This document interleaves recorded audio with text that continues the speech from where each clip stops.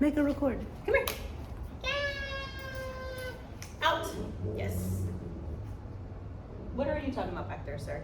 Okay. I'm just making videos because it's easier than typing all this stuff out. So, getting her to sit still or really to do anything that you want and she won't do really is the follow through. I hope he is not too annoying in the background. He's being spicy today. Dogs do what's called an extinction burst. So what that is, anytime a dog finds or would rather be doing a highly reinforcing behavior, so running around playing, being crazy, exciting, all of those things like she really likes, right? Typically what they do is they will pull out all of the stops to be successful in doing that thing. And what it looks like for the owner or the parent or whatever, it can seem very frustrating, like they're not getting it, they're not listening, they're not doing it, whatever. It's a really, really, really critical period of a behavior, establishing a behavior, because if we toss in the towel and say, whatever, I don't even care, like you just don't understand it, that strengthens the unwanted behavior, and it teaches the dog that this is how hard they have to try to be successful in what they would rather be doing. What is the right answer or the right thing to do in that situation is to continue to ask for the thing that you wanted, no matter how frustrating it can be. And just know that the silver lining is a really strong behavior that no matter what this dog does, you are going to enforce that they do the thing that you want. For clarity's sakes, not to be a mean owner or anything like that, it's just, hey, in my household, this is what I want you to be doing. You're not gonna jump on me and be crazy. You're not gonna run around and destroy things and be annoying. You're gonna hang out here and you're gonna settle down. So she does it with me. So that means that she can do it with you. She's just already learned how hard she has to try with you guys. And it's probably like not really that hard. I mean, I'm not saying like you guys are easy on her or whatever. It's just, she's like, oh, I just get up a couple of times and they give in. That's most dogs, right? Like that's why dogs come to me for training, because we ask them to do something and they're like, nah, I don't feel like it. Doesn't mean she's a bad dog. It just means that she's doing what she wants to do and she's found success in doing an unwanted behavior, something that we don't like. So if you want her to hang out on her place and relax, establish it. Clover, come on. Come on. Place. Again, have her on leash. No. Place. Good. Put her on leash so there's that communication and clarity. If she comes back off, nope. Place. And you're doing the good thing, girl. You can use treats here and there. Good. Show her that you like her being on there. You, sir, you need to mind your manners. Place. If she gets off, lots of things are happening. We'll just put her back on there. Nope. Back in her place. Go sit down. If that's a trigger for her and she comes off, nope. Place. You're doing great. I'm sorry, I keep saying no to you. Whatever the situation, we'll go first and toys around.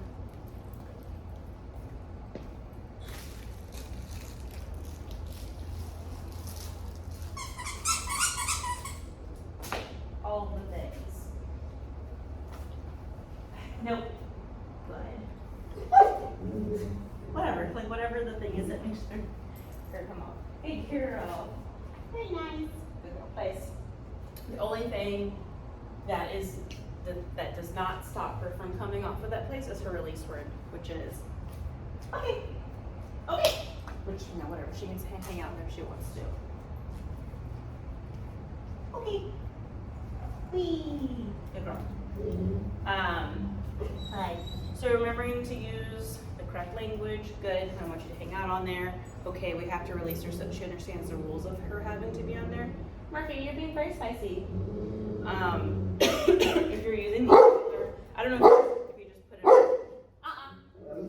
if you just put it on her to come in, but it was just dangling down on her shoulders. It needs to be high and tight right behind her ears and snug enough to where those contact points are making contact through her fur, even if like we need to shimmy it around so it goes through the fur and it's resting on the skin. So just kind of like hanging down here. Hi. In order for her to understand that you mean it, you have to mean it. So again, what I was in the video yesterday, I was talking about making sure that we're enforcing all the little things. For her jumping, again, put her on a leash. That way she's being rude and pushy, we have that thing to grab onto. What I do for dogs that are rude and pushy and biting, if we're moving out of the way because we're like trying to avoid her scratching our clothes and things like that, that's almost kind of inviting her into our space. We're starting a game of come chase after me. What I do, and she's not doing it with me, so it's kind of hard to demonstrate, I'm going to step into her space. So if she's running full speed at me, no, out. I want to move into her space in a very confident, assertive way. That's the word, assertive. In an assertive manner, in an assertive manner. Wow, that was hard to say. And I'm gonna point away from me and say the word out. If she still comes into my space, just pop that knee up. So we need to give her, like, don't kick her or anything, but we need to give her enough of a consequence where she is not finding value in doing that. So as moving away or Clover, don't do that, swishing her hands around and all those things, that's really fun for her. Like, she's already self-rewarded by jumping up. That's what she wants to do. Genetics are playing a huge role where she's biting at her clothes, hurting behaviors, all of those things. So make it not fun for her. If she has her e-collar on, she comes flying towards you, we already know that she's gonna jump up. She likes to do it. That's what she does all the time. She grabs at her clothes. Give her a consequence. Like, make it meaningful. If you're gonna use the e-collar, same thing, behavior-wise, like step into her space, out, tap, tap, tap on the e-collar at a level that is slightly aversive. Like, again, we're not making her scream or doing anything like that. It's nothing that she doesn't need that. She just needs consistency and assertiveness from you. And don't like ask for that outside of the context of jumping. Like, make her move away from the doorway. If you're walking down the hallway and she's right here, out. If you're sitting on the couch and she comes up to you and you don't really feel like cuddling at the time, out. Enforce that so she understands the picture of out, because she's so committed to it in the context of jumping up. Hope that makes sense. Again, you do a follow-up lesson. I don't have time for today or probably tomorrow. Next week, you can let me know if you have available days, even if it's just 15 minutes going over things. The week after that, I will be out of the country. So next week, there's a very small window of opportunities for me to get together with you guys. So just let me know. She's just been sitting here being the bestest baby. Bye. All right.